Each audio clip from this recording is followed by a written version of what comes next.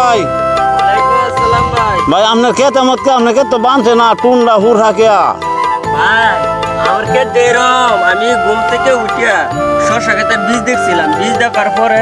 ভাই আমার একটা মনে ইচ্ছা জাগছে আমি শশা খেত করবো, অনেক অনেক টাকা উপার্জন হবো।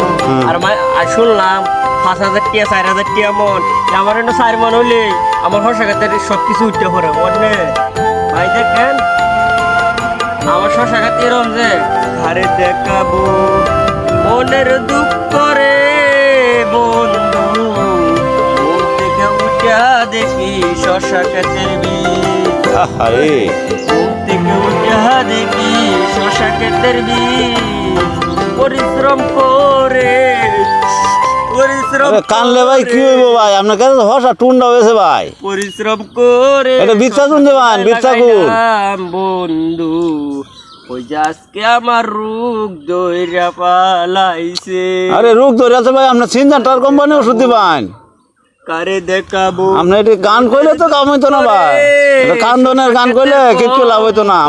আপনি আরে লঙ্গি ড্রেসের গান দেওয়ার লাগবে এছাড়া তো পাও না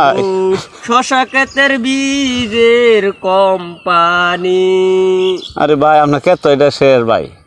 এটা তো আপনার আসলে উঠতো না ভাই ভাই দেখেন আমি শশা করিয়া কি কোম্পানি যে তৈরি করলো সাতার মাথা, এই কোম্পানি দেখেন এই মনে বাইরে শুরু করে যত